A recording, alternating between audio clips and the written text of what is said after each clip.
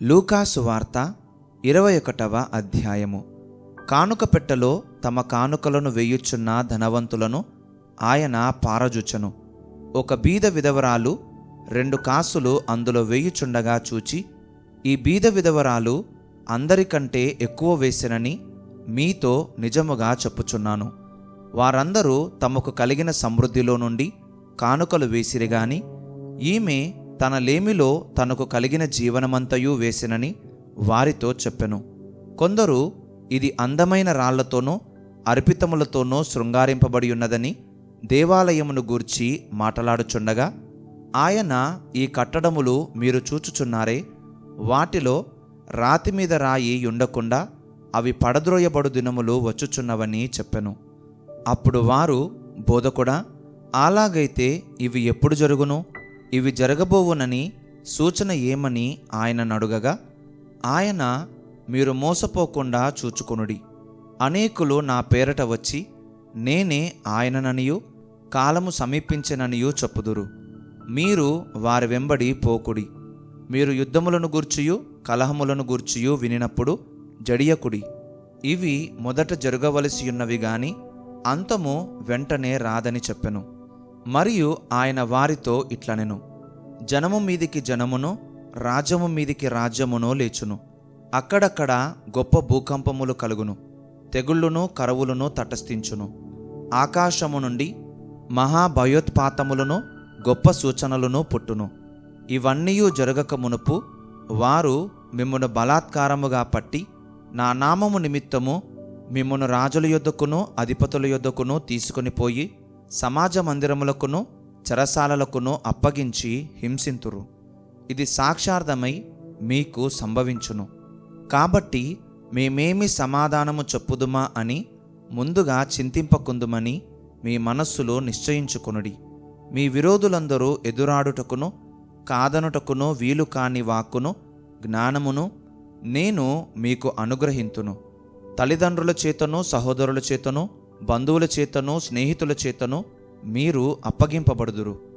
వారు మీలో కొందరిని చంపింతురు. నా నామము నిమిత్తము మీరు మనుష్యులందరి చేత ద్వేషింపబడుదురు గాని మీ తల వెండ్రుకలలో ఒకటైనను నశింపదు. మీరు మీ ఓర్పు చేత మీ ప్రాణములను దక్కించుకొందురు. యెరూషలేము దండ్ల చేత చుట్టబడుట మీరు చూచున్నప్పుడు దాని నాశనము సమీపమయ్యున్నదని తెలుసుకొనుడి. అప్పుడు యూదయలో ఉండువారు కొండలకు పారిపోవలెను. దాని మధ్య నుండి వారు వెలుపలికి పోవలెను. పల్లెటూళ్ళలోని వారు దానిలో ప్రవేశింపకూడదు. లేఖనములలో వ్రాయబడినవన్నీయో నెరవేరుటకై అవి ప్రతిదండన దినములు. ఆ దినములలో గర్భిణులకును పాలిచ్చు వారికి శ్రమ, భూమి మీద మిక్కిలి ఇబ్బందియు ఈ ప్రజల మీద కోపమును వచ్చును. వారు కత్తివాత కొలుదురు. చెరపట్టబడిన వారై సమస్తమైన అన్యజనముల మధ్యకు పోవుదురు. అన్యజనముల కాలములు సంపూర్ణమగు వరకు యెరూషలేము అన్యజనముల చేత త్రొక్కబడును. మరియు సూర్యచంద్ర నక్షత్రములలో సూచనలును భూమి మీద సముద్ర తరంగముల ఘోష వలన కలవరపడిన జనములకు శ్రమయు కలుగును. ఆకాశమందలి శక్తులు కదిలింపబడును గనుక లోకము మీదికి రాబోవుచున్న వాటి విషయమై భయము కలిగి మనుష్యులు ఎదురుచూచుచు ధైర్యము చెడి కూలుదురు. అప్పుడు మనుష్య కుమారుడు ప్రభావముతోనూ మహామహిమతోనూ మేఘారూఢుడై వచ్చుట చూతురు. ఇవి జరుగనారంభించినప్పుడు మీరు ధైర్యము తెచ్చుకొని మీ తలలెత్తికొనుడి. మీ విడుదల సమీపించుచున్నదనెను. మరియు ఆయన వారితో ఈ ఉపమానము చెప్పెను. అంజూరపు వృక్షమును సమస్త వృక్షములను చూడుడి. అవి చిగురించుట చూచి వసంతకాలం అప్పుడే సమీపమాయనని మీ అంతట మీరు తెలిసికొందురు గదా. అటువలే మీరు ఈ సంగతులు జరుగుట చూచినప్పుడు దేవుని రాజ్యము సమీపమాయనని తెలిసికొనుడి. అవన్నీయు జరుగు వరకు ఈ తరము గతింపదని నిశ్చయముగా మీతో చెప్పుచున్నాను. ఆకాశమును భూమియు గతించును గాని నా మాటలేమాత్రమునో గతింపవు. మీ హృదయములు ఒకవేళ తిండి వలనను మత్తు వలనను ఐహిక విచారముల వలనను మందముగా ఉన్నందున ఆ దినము అకస్మాత్తుగా మీ మీదికి ఉరివచ్చినట్టు రాకుండా మీ విషయమై మీరు జాగ్రత్తగా ఉండుడి. ఆ దినము భూమి యందంతటా నివసించు వారందరి మీదికి అకస్మాత్తుగా వచ్చును. కాబట్టి మీరు జరగబోవు వీటినెల్లను తప్పించుకొని మనుష్య కుమారుని ఎదుట నిలువబడుటకు శక్తిగల వారగునట్లు ఎల్లప్పుడూ ప్రార్థన చెయ్యుచు మెలకువగా ఉండుడని చెప్పెను. ఆయన ప్రతిదినము పగటియందు దేవాలయములో బోధించుచు రాత్రివేళ ఒలీవల కొండకు వెళ్ళుచు కాలము గడుపుచుండెను. ప్రజలందరూ ఆయన మాట వినుటకు దేవాలయములో ఆయన యొద్దకు పెందలకడ వచ్చుచుండిరి. లూకాసు వార్త 22వ అధ్యాయము. పస్కా అనబడిన పులియని రొట్టెల పండుగ సమీపించెను. ప్రధాన యాజకులను శాస్త్రులను ప్రజలకు భయపడిరి గనుక ఆయనను ఏలాగు చంపింతుమని ఉపాయము వెదకుచుండిరి. అంతటా 12 మంది శిష్యుల సంఖ్యలో చేరిన ఇస్కరియోతు అనబడిన యూదాలో సాతాను ప్రవేశించెను. గనుక వాడు వెళ్ళి ఆయనను వారికేలాగు అప్పగింపవచ్చునో దానిని గూర్చి ప్రధాన యాజకులతోనూ అధిపతులతోనూ మాటలాడెను. అందుకు వారు సంతోషించి వానికి ద్రవ్యమియ్య సమ్మతించిరి. వాడు అందుకు ఒప్పుకొని జనసమూహము లేనప్పుడు ఆయనను వారికి అప్పగించుటకు తగిన సమయము వెదకుచుండెను. పస్కా పశువును వధింపవలసిన పులియని రొట్టెల దినమురాగా యేసు పేతురును యోహానును చూచి, మీరు వెళ్ళి మనము భుజించుటకై పస్కాను మన కొరకు సిద్ధపరచుడని వారిని పంపెను. వారు మేమెక్కడ సిద్ధపరచగోరుచున్నావని ఆయనను అడుగగా ఆయన, ఇదిగో మీరు పట్టణములో ప్రవేశించినప్పుడు నీళ్లకుండ మోసుకొని పోవుచున్న ఒకడు మీకు ఎదురుగా వచ్చును. అతడు ప్రవేశించు ఇంటిలోనికి అతని వెంట వెళ్ళి, నేను నా శిష్యులతో కూడా పస్కాను భుజించుటకు విడిది గది ఎక్కడనని బోధకుడు నిన్నడుగుచున్నాడని ఇంటి యజమానునితో చెప్పుడి. అతడు సామాగ్రి గల ఒక గొప్ప మేడగది మీకు చూపించును.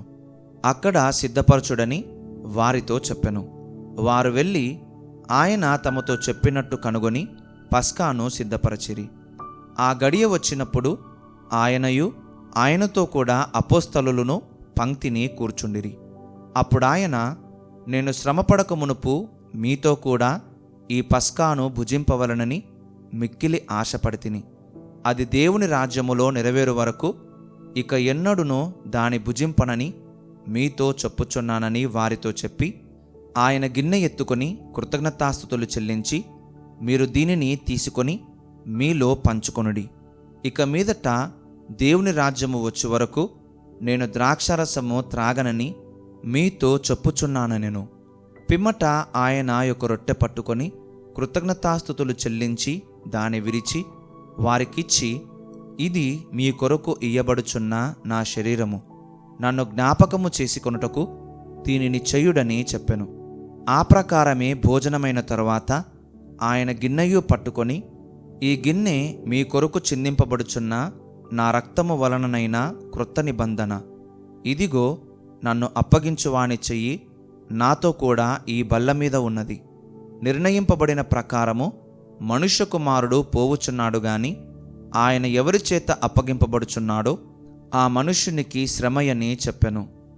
వారు ఈ పనిని చెయ్యబోవు వాడెవరో అని తమలో తాము అడుగుకొనసాగిరి. తమలో ఎవడు గొప్పవాడుగా ఎంచబడునో అను వివాదము వారిలో పుట్టగా ఆయన వారితో ఇట్లనెను, అన్యజనములలో రాజులు వారి మీద ప్రభుత్వము చెయ్యుదురు. వారి మీద అధికారము చెయ్యువారు ఉపకారులనబడుదురు. మీరైతే అలాగు ఉండరాదు. మీలో గొప్పవాడు చిన్నవాని వలెను, అధిపతి పరిచారకుని వలెను ఉండవలెను. గొప్పవాడెవడు? భోజన పంక్తిని కూర్చుండవాడా, పరిచర్య చెయ్యువాడా? పంక్తిని కూర్చుండవాడే గదా. అయినను నేను మీ మధ్య పరిచర్య చెయ్యువాని వలె ఉన్నాను. నా శోధనలలో నాతో కూడా నిలిచియున్నవారు మీరే గనుక నా తండ్రి నాకు రాజ్యమును నియమించినట్టుగా నా రాజ్యములో నా బల్ల యొద్ద అన్నపానములు పుచ్చుకొని సింహాసనముల మీద కూర్చుండి ఇశ్రాయేలు 12 గోత్రముల వారికి మీరు తీర్పు తీర్చుటకై నేనును మీకు రాజ్యమును నియమించుచున్నాను. సీమోను, సీమోను, ఇదిగో సాతాను మిమ్మును పట్టి గోధుమల వల్లే జల్లించుటకు మిమ్మును కోరుకొనెను గాని నీ నమ్మిక తప్పిపోకుండునట్లు నేను నీ కొరకు వేడుకొంటిని. నీ మనస్సు తిరిగిన తరువాత నీ సహోదరులను స్థిరపరచుమని చెప్పెను. అయితే అతడు, ప్రభువా, నీతో కూడా చెరలోనికిని మరణమునకును వెళ్ళుటకు సిద్ధముగా ఉన్నానని ఆయనతో అనగా, ఆయన, పేతురు, నీవు నన్నెరుగనని ముమ్మారు చెప్పు వరకు నేడు కోడి కోయదని నీతో చెప్పుచున్నానెను. మరియు ఆయన, సంచియు జాలయు చెప్పులునూ లేకుండా నేను మిమ్మును పంపినప్పుడు మీకు ఏమైనను తక్కువాయనా అని వారినడిగినప్పుడు వారు ఏమీయూ తక్కువ కాలేదనిరి. అందుకాయన, ఇప్పుడైతే సంచిగలవాడు సంచియు జాలయు తీసుకుని పోవలెను, కత్తి లేనివాడు తన బట్ట నమ్మి కత్తి కొనుక్కొనవలెను. ఆయన అక్రమకారులలో ఒకడుగా ఎంచబడెను అని వ్రాయబడిన మాట నా యందు నెరవేరవలసియున్నది. ఏలయనగా నన్ను గూర్చిన సంగతి సమాప్తమవుచున్నదని మీతో చెప్పుచున్నానెను. వారు, ప్రభువా, ఇదిగో ఇక్కడ 2 కత్తులున్నవనగా చాలునని ఆయన వారితో చెప్పెను. తరువాత ఆయన బయలుదేరి తన వాడుక చొప్పున ఒలీవల కొండకు వెళ్ళగా శిష్యులను ఆయన వెంట వెళ్ళిరి.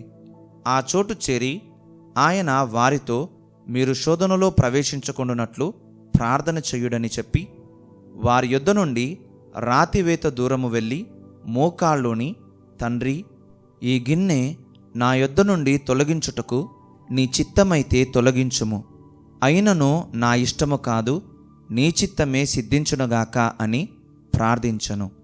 అప్పుడు పరలోకము నుండి ఒక దూత ఆయనకు కనబడి ఆయనను బలపరచెను. ఆయన వేదన పడి మరింత ఆతురముగా ప్రార్థన చేయగా ఆయన చెమట నేలపడుచున్న గొప్ప రక్తబిందువుల వలె ఆయను. ఆయన ప్రార్థన చాలించి లేచి తన శిష్యుల యొద్దకు వచ్చి వారు దుఃఖము చేత నిద్రించుట చూచి, మీరెందుకు నిద్రించుచున్నారు? శోధనలో ప్రవేశించకుండునట్లు లేచి ప్రార్థన చేయుడని వారితో చెప్పెను. ఆయన ఇంకనూ మాట్లాడుచుండగా ఇదిగో జనులు గుంపుగా వచ్చిరి. 12 మందిలో యూదా అనబడినవాడు వారికంటే ముందుగా నడిచి యేసును ముద్దు పెట్టుకొనుటకు ఆయన యొద్దకు రాగా, యేసు, యూదా, నీవు ముద్దు పెట్టుకొని మనుష్య కుమారుని అప్పగించుచున్నావా అని వానితో అనగా, ఆయన చుట్టూ ఉన్నవారు జరగబోవు దానిని చూచి, ప్రభువా, కత్తితో నరుకుదుమా అని ఆయనను అడిగిరి. అంతలో వారిలో ఒకడు ప్రధాన యాజకుని దాసుని కొట్టి వాని కుడి చెవి తెగనరికెను. అయితే యేసు ఈ మట్టుకు తాళుడని చెప్పి వాని చెవి ముట్టి బాగుచేసెను. యేసు తన్ను పట్టుకుని వచ్చిన ప్రధాన యాజకులతోనూ దేవాలయపు అధిపతులతోనూ పెద్దలతోనూ, మీరు బందిపోటు దొంగ మీదికి వచ్చినట్టు కత్తులతోనూ గుదియలతోనూ బయలుదేరి వచ్చితిరా?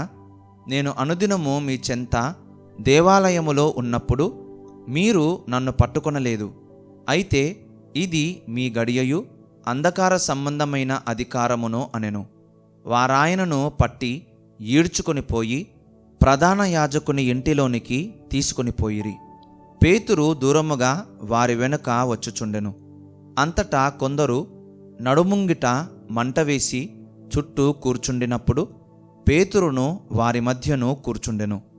అప్పుడొక చిన్నది ఆ మంట వెలుతురులో అతడు కూర్చుండుట చూచి అతని తేరి చూచి వీడును అతనితో కూడా ఉండెనని చెప్పెను.